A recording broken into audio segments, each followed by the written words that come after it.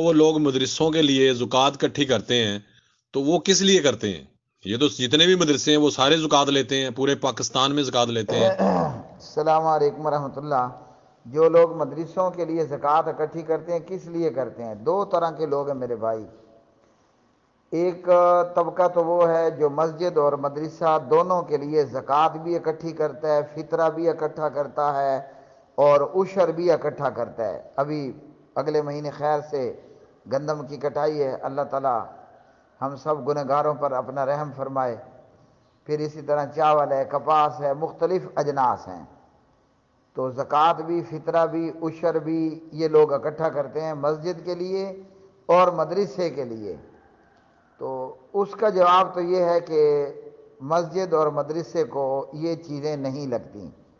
قرآن مجید نے انما الصدقات للفقراء کہہ کر باقاعدہ طور پر زکوٰۃ کے 8 مصارف بیان کر دیے۔ ان 8 مصارف میں نہ مسجد ہے نہ مدرسہ ہے، ٹھیک ہے جی۔ بعض لوگ زکوٰۃ فطرہ دیتے ہیں کہ جناب یہ بیوہ ہے، یہ یتیم ہے، تو بیوہ اور یتیم کو بھی زکوٰۃ فطرہ نہیں لگتا، الا یہ کہ وہ فقراء اور مساکین ہوں۔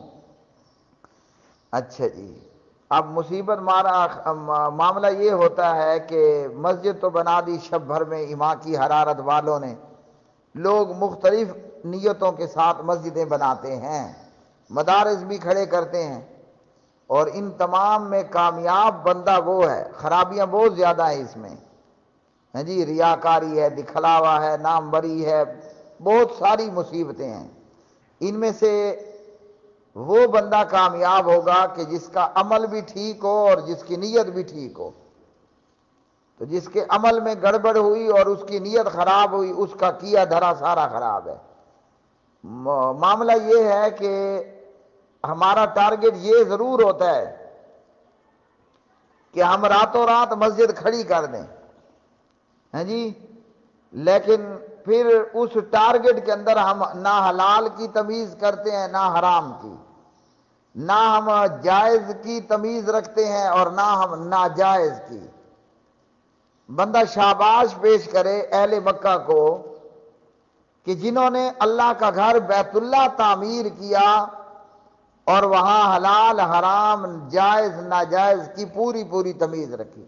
حالانکہ ہم یہ جانتے ہیں، مانتے ہیں، کہتے بھی ہیں بڑے دھڑلے کے ساتھ کہ وہ کافر ہے، وہ مشرک ہے، وہ پکے جہنمی تھے، وہ پکے پکے لعنتی تھے، اور ہم خود کون ہیں؟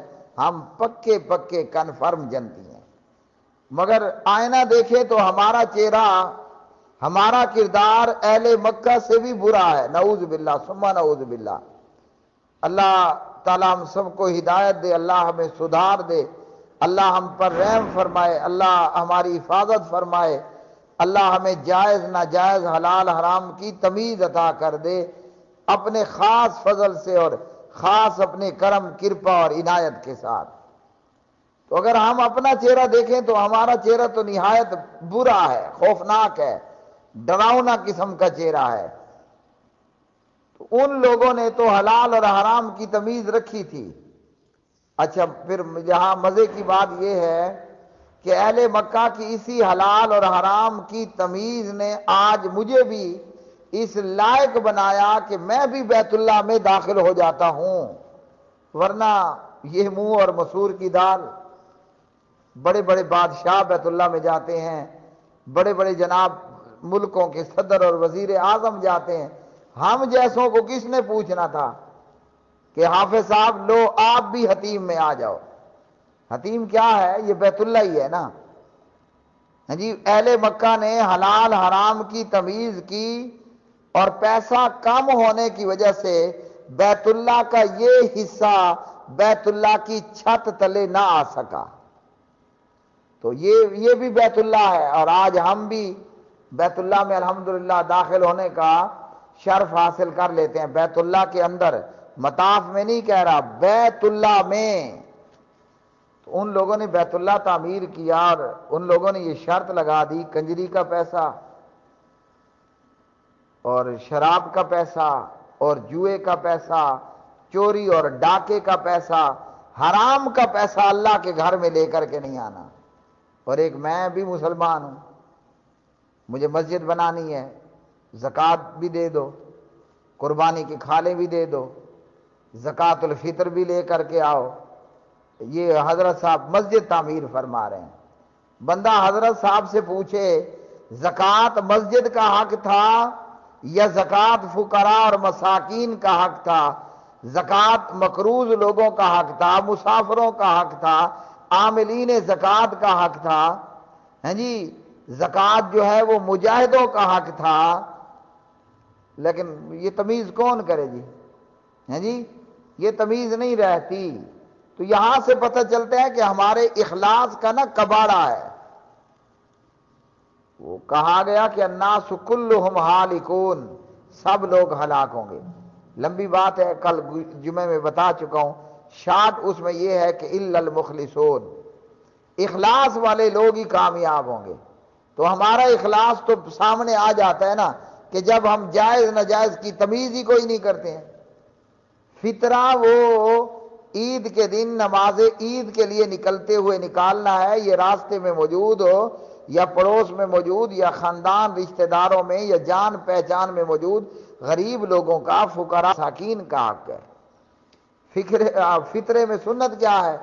آپ کھجور دو، آپ کشمش دو، آپ منقع دو، آپ گندم دو۔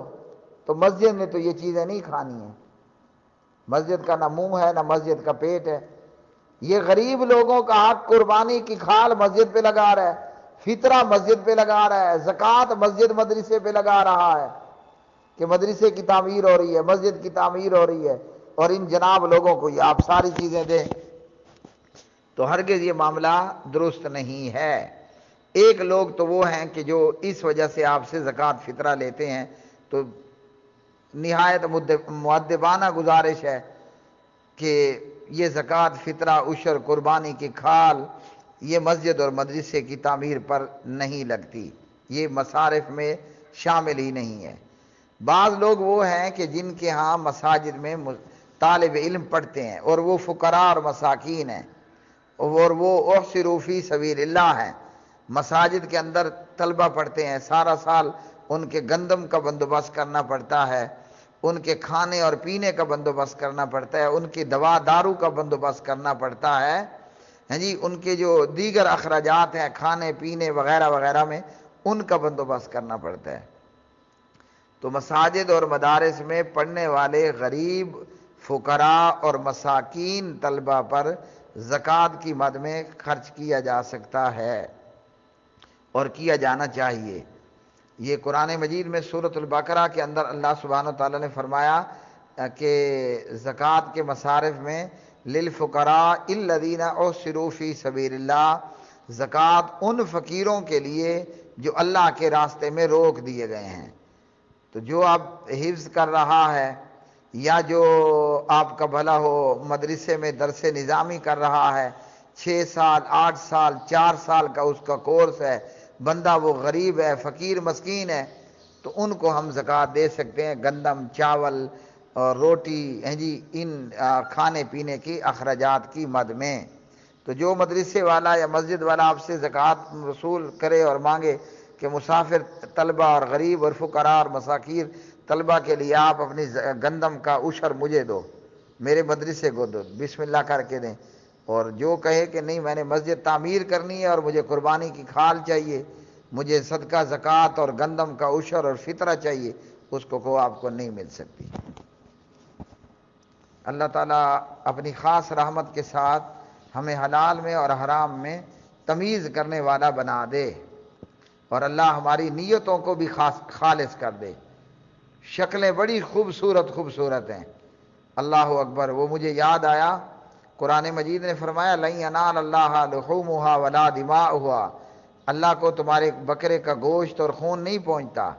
اسی میں آپ شامل کر لو ہاں جی کہ اللہ تعالیٰ تمہاری شکلوں اور صورتوں کو بھی نہیں دیکھتا۔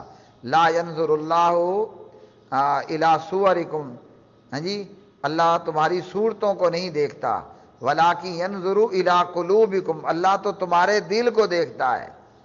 اور اگر ہم اپنے دلوں کا جائزہ دیں تو میں اپنے گریبان کے بٹن کھول کر کے اپنے منہ میں گلے میں جھانک لوں، مجھے فوراً پتہ چلے گا کہ وہاں کھوٹ ہے یا کھرا ہے۔